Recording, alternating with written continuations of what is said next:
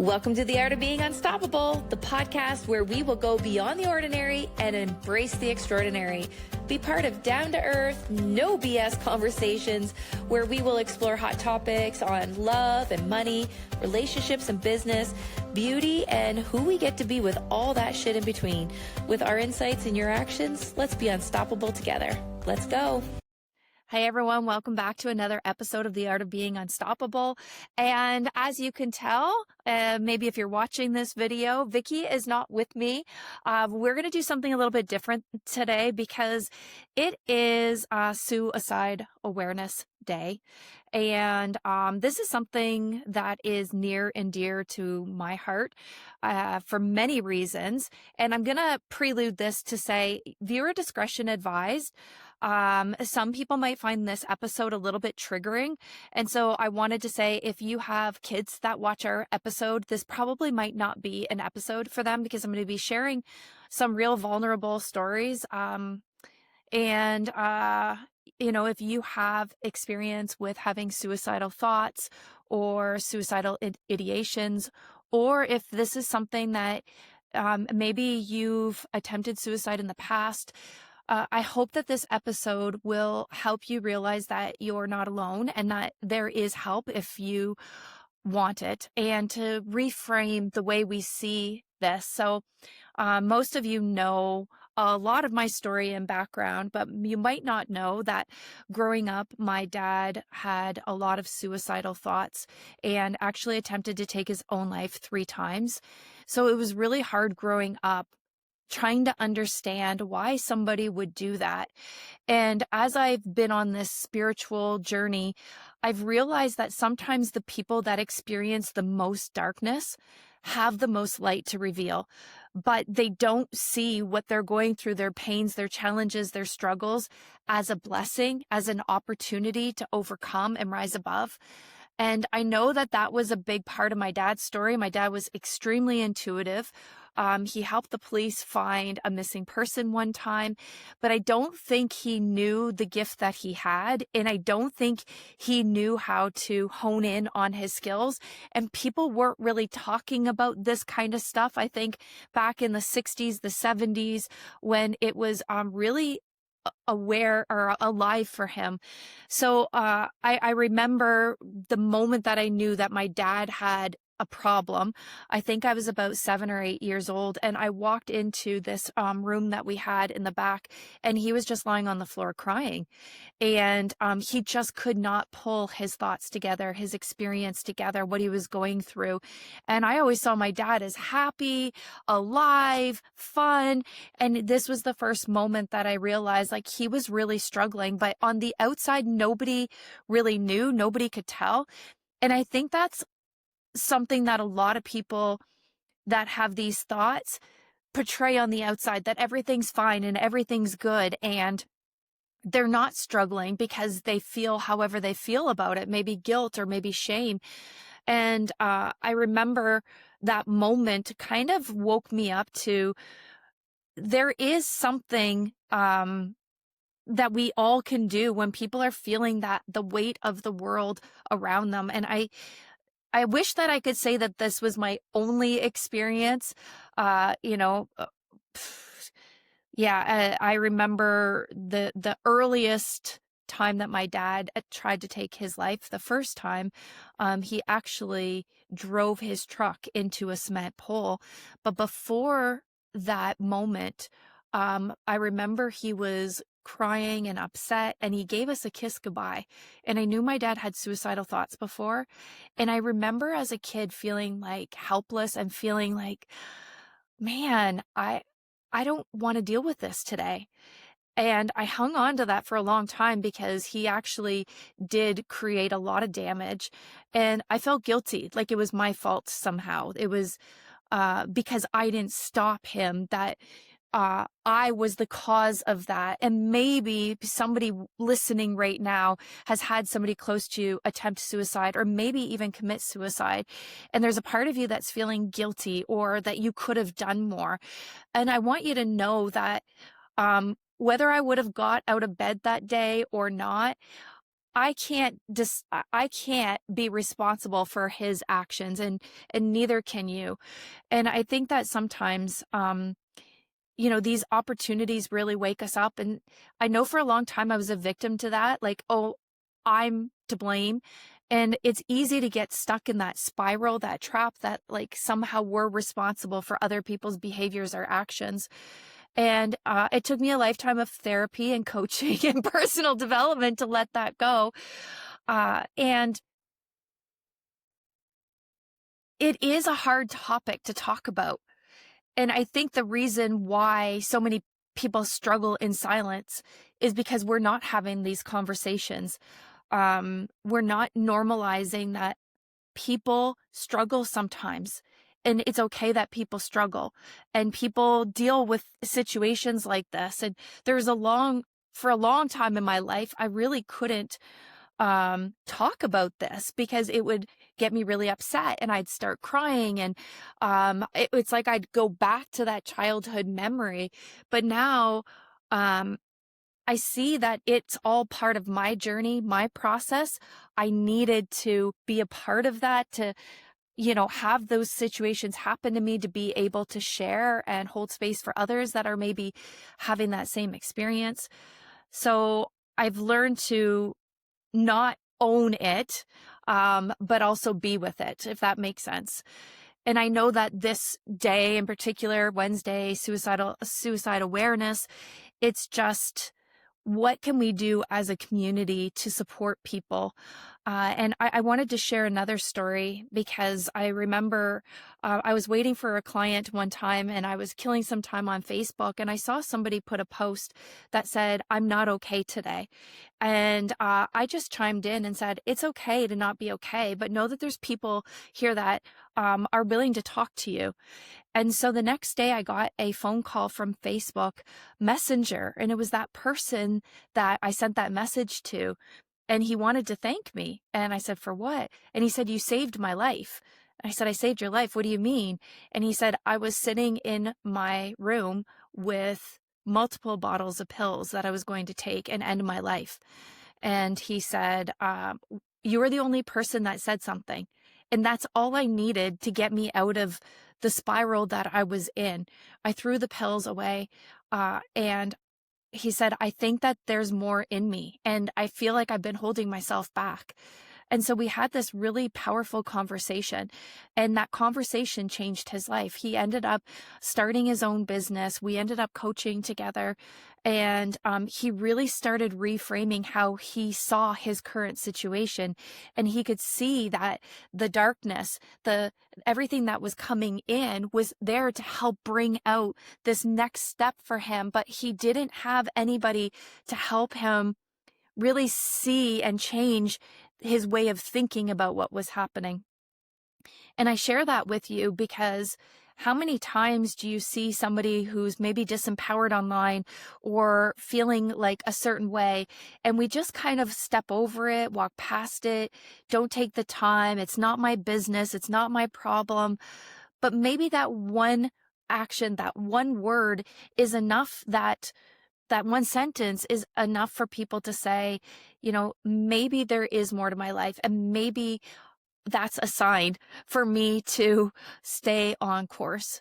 Uh, Man, guys, I could go on and on of stories of me interrupting patterns of people. I found my best friend in his garage one time. I woke up with this really awful feeling that something bad was going to happen to him, and he recently found out that his wife wanted a divorce. He was going through a really hard time with that, thinking that his life was over.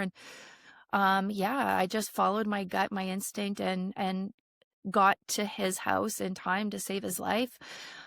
I don't know why these situations happen to me.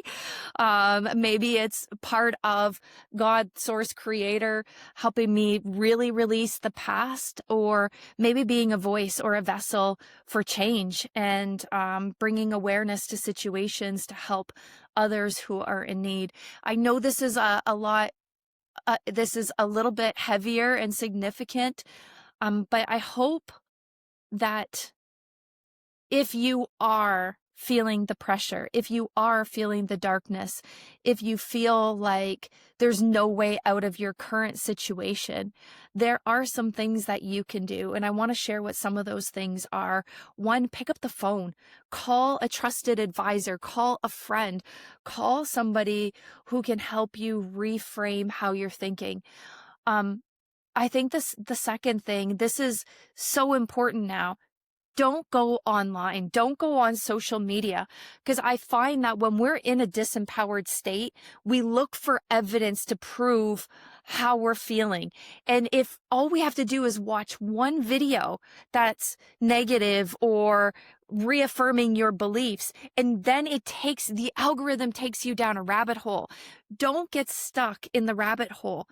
The other thing that I would really recommend is when you feel the heaviness, when you feel the darkness, when you feel the pressure and you feel like there is no way out, go within, get quiet, pause, ask for guidance, ask for support. I do really believe that there is a higher power that is protecting all of us. But you got to take that time to just be with the feelings and know that your feelings are okay. Your feelings are legitimate, and you can shift your state. You really can. You have that power in you to shift your current situation, and it might take some work. I'm not saying it's easy. I'm just saying that it's possible. So I hope that, if anything, you can, if you are somebody who is a leader, who is an advocate for health and wellness and mental health and wellness, I hope that this inspires you to speak up and to also share that people are not alone. My message can only go so far, but together, if we can bring awareness and we can share and we can open up the gateways for people that need us, I really do believe that we can make an impact. And know that if you are struggling, you're not alone. And there are people that can support you through the darkest of moments. And trust that your purpose is bigger. And the reason why you're experiencing so much darkness is because the light is trying to come in. Your purpose is trying to be revealed. So do not give up. Do not quit. Reach out and know that you are stronger than your feelings. You are more capable than you might be believing right now. And you have everything you need within you right now to rise above your current situation. Okay, I love you guys. Thank you for being here. Thank you for watching. Vicky has her stories that she wants to share as well. And again, sorry this was a little bit significant, but I think it's very valuable and it's a very important message. So together we're better, and we can be unstoppable. Mwah. Bye, you guys. Hi, everyone. As you know, Tina and I have separately recorded our podcast today. Because of the importance of today being Suicide Awareness Day, we need to bring attention to this problem that we face. I know I've had many people in my life that have taken their own lives. My own daughter tried to take her own life at a time when she was being bullied and felt like she had nowhere to go. And, you know, we've always been a very close family, so I didn't understand why she wouldn't have just come to me and talk. But her telling me that she just didn't know where to turn, but as soon as she took the pills, she decided she knew, I want my mom. And luckily, she's still here with us today. This topic, this awful thing that we have to go through in life, this feeling of aloneness, the mental health problems that are in our world right now, they're not to be ignored. We can help each other. We can be there for each other. My passion is to help people, help women be their best version. Along with that comes the pause, the trauma, the past. It's not easy. It's scary, and I know that. Grief is a horrible thing. I feel it. I feel it every day. And when I went to my doctor this last time with really talking to her about why, like, I don't know what's going on. I'm happy. I feel like I'm helping people but I don't know what to do. And she said, Vicky, it's okay, but I do have a question to ask you. And her question to me was, do you ever feel like you don't want to do this anymore? And I had to pause. I had to stop. And in a flash, no, no, I don't. That much I could say. And, you know, I believe that the strength came from within. Mentally, I have struggled for a long time with different problems and different um, issues, I guess I could say, but none of which have brought me to that place. So I can't say that I understand what someone feels like when they feel that, but I can understand when you go to that dark place because I've been there. I really have. And I am blessed to have the people in my life because when I was going through that recently, my tribe reached out daily. They were there for me, which made me keep going, which helped me keep going. My husband, my children, my friends, my coach, my best friends, my sisters, my biddies, they all were there for me. And I think that that is key. We need to remember that you're never alone. You always have someone. I promise you, reach out. We are here for you. And, you know, it's a hard thing. And I am getting emotional. Yes. Um, But I just want you to know that you're not alone. You are never alone. Um, we're here to help. We are here to be with you. And, one phone call, like Tina said, can change someone's life. One message on Facebook can change your life. So remember, when you are that person, you know, I have a little story and I want to share, and it's about bullying. And I think that a lot of the times when children are being bullied and made to feel like they're less than and they're not enough, that they don't know where to turn. And unfortunately, they take their own lives sometimes. And that breaks my heart because as a parent, you want to, you know how special your children are, your child is. You know how special they are and how wonderful they are and how one of a kind they are. No one deserves to be treated anything less than. So, talk to your kids, talk to your friends, talk to your spouse, your partner. Just talk. Ask the questions at the dinner table at night. Take the time. Put down the phones and spend the time, be present with your family because we're only promised today. And today could mean the difference in tomorrow for many, many people. So I urge you to take this personally, to really take this on and be aware of what is possible if you turn the blind eye or if you pretend that it isn't happening or if you ignore the signs and I'm not saying that that's what people always do because it's not.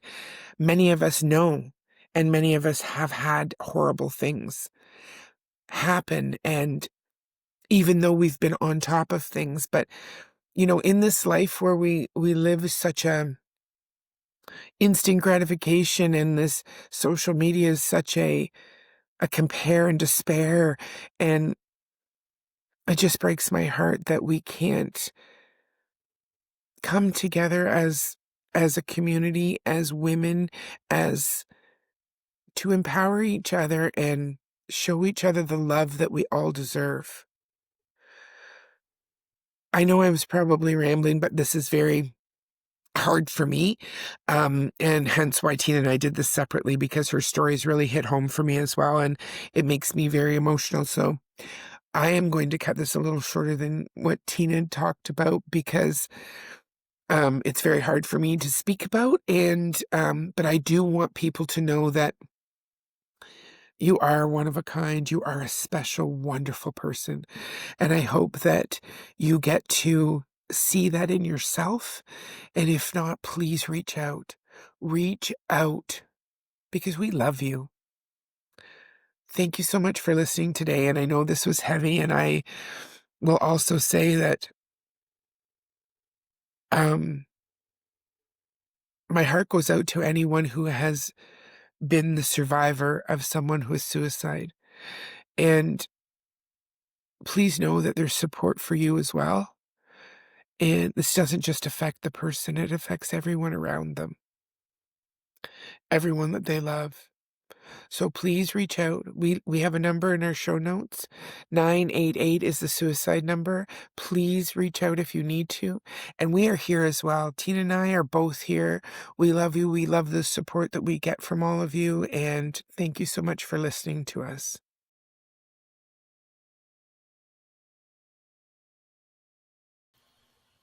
Well, friends, that is the end of our episode today. If you love this episode, hit the subscribe button so you never miss another episode. And please share us with your friends and tag us on your socials at The Art of Being Unstoppable. So for today, have yourself a beautiful day and let's be unstoppable together. See you next time.